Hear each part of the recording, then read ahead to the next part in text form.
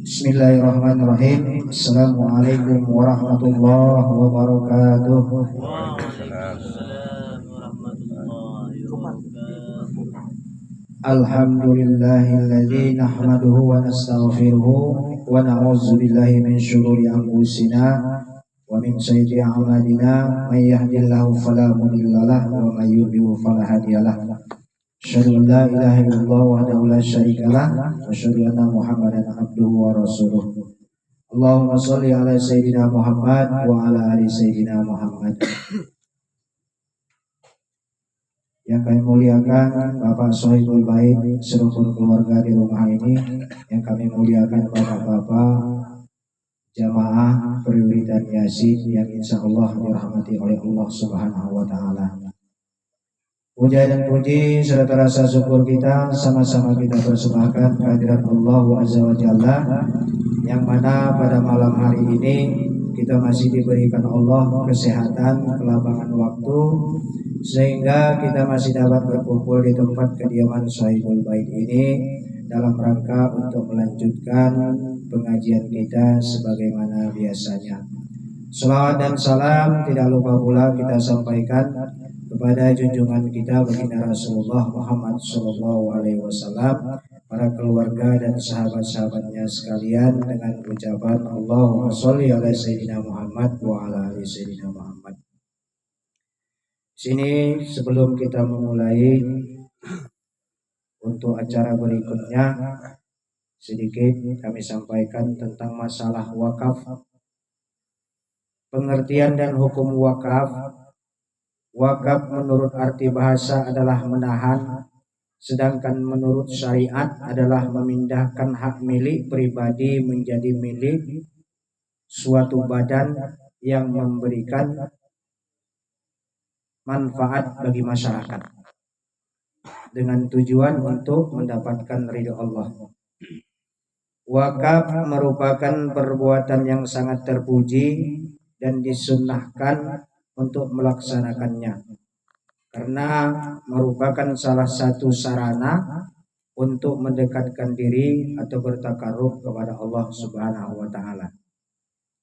Pahala wakaf akan mengalir terus kepada orang yang berwakaf. Wakaf meskipun orang yang bersangkutan telah meninggal dunia. Jadi pahalanya kalau kita memberikan wakaf, maka mengalirlah terus pahalanya kepada orang yang berwakaf.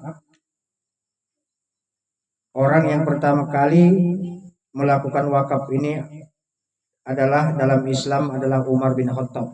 Pada waktu itu Umar bin Khattab mendapat rampasan perang, harta ghanimah namanya, lalu beliau wakafkan. Maka terjadilah hukum wakaf. Wakaf hukumnya sunnah dan harta yang diwakafkan terlepas dari pemiliknya, lalu menjadi milik Allah semata-mata, tidak boleh dijual atau dihibahkan untuk perseorangan dan sebagainya.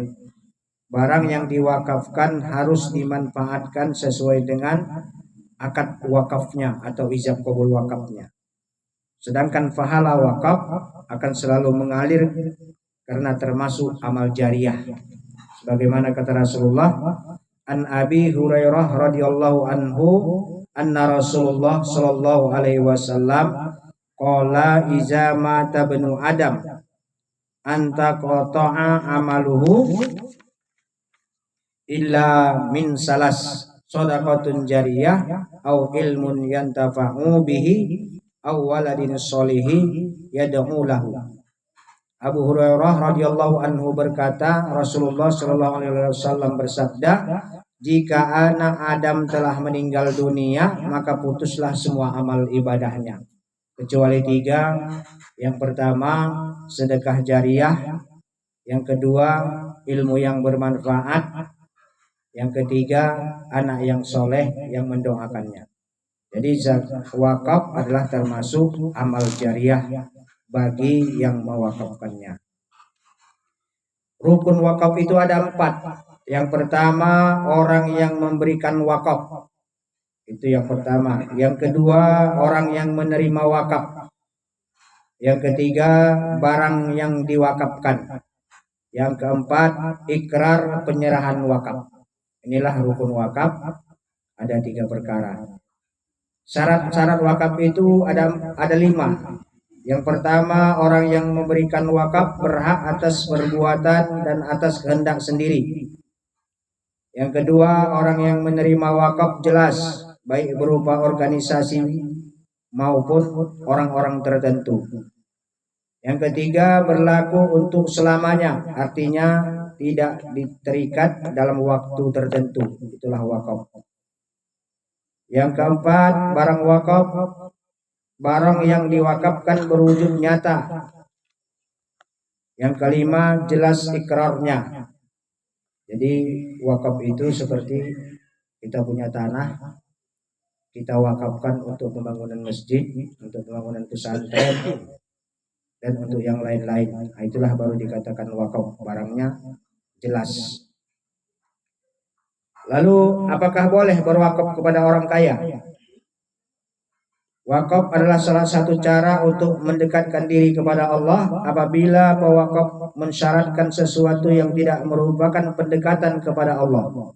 Seperti dia mensyaratkan bahwa wakafnya itu tidak akan diberikan kecuali kepada orang yang kaya. Maka dalam hal ini para ulama berbeda pendapat.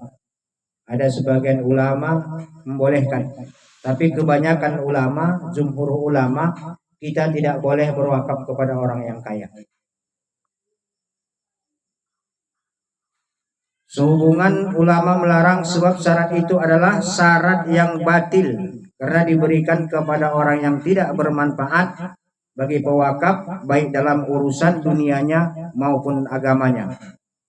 Ibnu Taimiyah memperkuat pendapat ini karena wakaf yang demikian itu termasuk kelebihan dan perbuatan mubazir yang dilarang, dan karena Allah tidak suka bila harta itu hanya beredar di antara orang-orang yang kaya saja. Jadi artinya wakaf tidak boleh diberikan kepada orang yang kaya. Wakaf itu diberikan kepada organisasi, misalnya mau bikin rumah pesantren, mau bikin masjid, mau bikin musola, mau bikin tempat TPQ, itu boleh. Khususnya untuk masyarakat umum. Sebagaimana firman Allah, kalla yakuna dulatam bainal aghniya'i minkum. Supaya harta itu jangan hanya beredar di antara orang-orang yang kaya saja di antara kamu. Ma'asyiral muslimin rahimakumullah. Ini tentang masalah wakaf yang harus kita perhatikan. Mungkin kita belum tahu, agar kita bisa menjadi tahu. Kalau ada rezeki kita untuk berwakaf, maka wakafnya bendanya yang jelas, tidak boleh samar-samar. Bukan, wakaf itu tidak boleh dengan uang, uang juga tidak boleh diwakafkan.